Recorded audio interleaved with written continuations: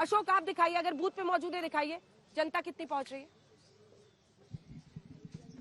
देखिए बिल्कुल बिल्कुल अंजना, मैं बूथ दिखाना चाहूंगा और ये वो बूथ है जहां पर कमलनाथ ने सुबह वोट डाला था अपने परिवार के साथ। लेकिन यहाँ पे बहुत इक्का दुक्का महिलाएं ज्यादा दिख रही हैं सुबह से अगर देखा जाए, और कहा जा रहा है कि छिंदवाड़ा में महिलाओं की संख्या पुरुषों से ज्यादा है।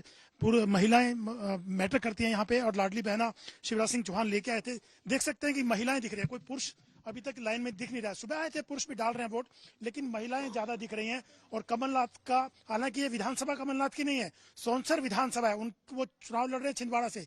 उनका घर यहाँ से 1 किलोमीटर दूर है, क्योंकि सड़क के उस पार सौंसर हो जाती है, दूसरी तरफ छिंदवाड़ा हो जाती है। इतना फर्क पड़ जाता है कॉन्स्टिट्यूंसी का। तो कमलनाथ यहाँ आए थे वोट डालने, उसके बाद देख सकते हैं सुबह लाइन लगी हुई थी, इक्का दुक्का महिलाएं काम काज करके यहाँ पे वोट डालने आ रही हैं। लेकिन महिलाओं की जहां तक बात की जाए, महिलाओं में काफी उत्साह सुबह से देखा जा रहा है वोट डालने को लेकर के। और मैं दिखाना चाहूंगा, मेरे कैमरामैन दिखाएंगे, देखिए अभी भी जो महिलाएं आ रही हैं वोट डालने के लिए अंजना, सामने महिलाएं आ रही हैं, पुरुष इसमें एक भी नहीं दिखाई दे रहा है। तो मैं इनसे बात करने की कोशिश करता हूँ, किन मुद्दों पर ये वोट डाला जा रहा है। पहली बार डाल रही है वोट? हाँ, पहली बार। तो किन मुद्दों पे आप वोट डाल रहे हैं? मुद्दे क्या आपके जहन में वोट डालते वक्त? जैसे कि नेता बनाना किसी को, मंत्री, इससे। नहीं, पर विकास और ये सब मुद्दे, हाँ, विकास मुद्दे पे वोट डालने से। तो अंजना देखिए, ये पूरा यहाँ पे महिलाओं जो मतदाता वह यहाँ पे पहुंच रही हैं वोट डालने के लिए। और धीरे धीरे जैसे जैसे काम काज करके घर का होगा, उसके बाद यहाँ लोग पहुंच रहे हैं। लेकिन क्योंकि छोटा गांव है, शिकारपुरा गांव है, ये ज्यादा बड़ी ये गांव नहीं है, इसलिए धीरे धीरे करके लोग डाल रहे हैं। लेकिन जहां तक मुद्दों की बात की जाए अंजना, इस चुनाव के में हर पार्टी ने, बीजेपी कांग्रेस ने, चाहे वो हिंदुत्व की बात हो, मंदिर की बात हो, कांग्रेस के पुराने शासनकाल की बात हो, उसको टारगेट किया। और जबकि कमलनाथ ने कहा कि 18 साल से बीजेपी ने सिवाय यहाँ बेरोजगारी के, भ्रष्टाचार के, किसानों की समस्याओं के कुछ नहीं दिया। इसलिए इस बार मध्य प्रदेश की जनता अपनी समझ के हिसाब से सही निर्णय लेगी।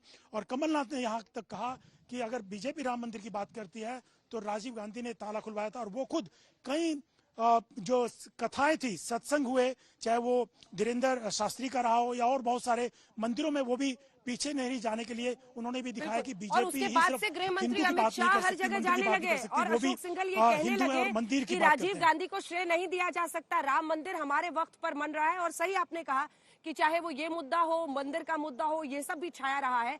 लेकिन ये जो महिला वोटर्स पहुंच रही हैं वो बहुत दिलचस्प है। ये क्या है? हिमांशु मिश्रा भी हमारे साथ जुड़े हुए हैं। हिमांशु, वहां का नजारा जल्दी से दिखाइए, आप ग्वालियर में ही मौजूद है, वोटिंग लाइन।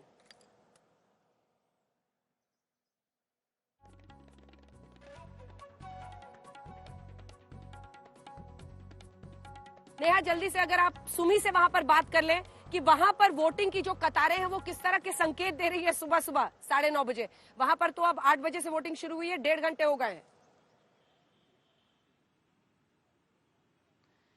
सुमी मेरी सहयोगी जुड़ गई है। सुमी, जहां पर आप मौजूद हैं वहां पर भी क्या अशोक, जैसे कि देख पा रहे हैं, महिला वोटर्स ज्यादा संख्या में है, ऐसा कुछ पाटन में भी दिखाई दे रहा है? और दूसरा सवाल आपसे मेरा ये कि किस तरीके के सुरक्षा इंतजाम हैं पाटन में, क्योंकि इससे पहले जो हमने छत्तीसगढ़ में पोलिंग देखी थी वहां पर कई जगहों पर छुटपुट हिंसा की खबरें आई थी। 71% मतदान पिछली बार हुआ था, अभी तक लगभग 1.5 घंटे की वोटिंग में कितना 5 से 6% मतदान हुआ है?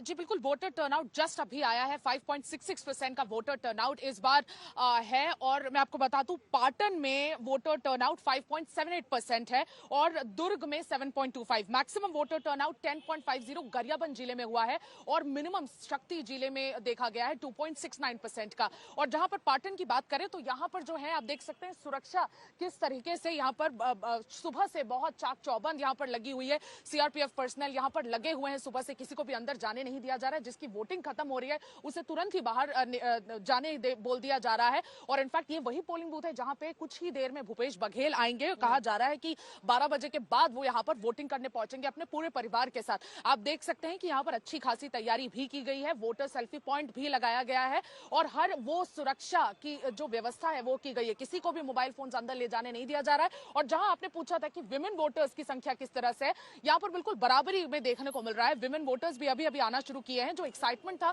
8 बजे से पोलिंग जो शुरू हुई है, वो एक्साइटमेंट हमें वो देखने को नहीं मिल रहा है।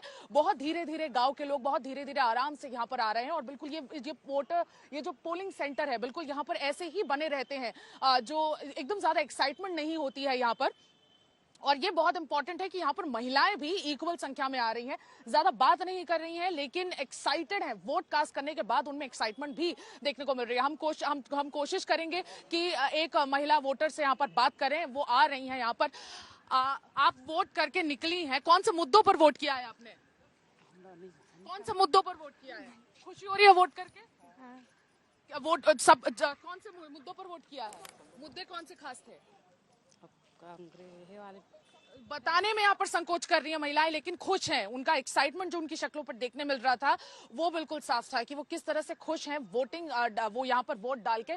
और ये बहुत इंपॉर्टेंट पोलिंग स्टेशन है यहाँ पर। अक्सर इनफैक्ट ये एक ऐसा पोलिंग स्टेशन है जो चीफ मिनिस्टर भूपेश बघेल के पैतृक गांव में है, बिल्कुल कुछ ही कदम दूर उनका एंसेस्ट्रल होम है और वो वहां पर आएंगे अपने परिवार के साथ और वहां से फिर यहाँ पर वो वोट कास्ट करने जाएंगे। ये देखना दिलचस्प होगा कि इस बार पाटन में किस तरह से रुझान आते हैं, क्योंकि त्रिकोणीय फाइट, जैसे कि हमने पहले कहा था, एक त्रिकोणीय फाइट यहां पर होगी। Amit Jogi versus Vijay Baghel versus Bhupesh Baghel. काफी इंटरेस्टिंग यहां पर देखने को मिल रहा है।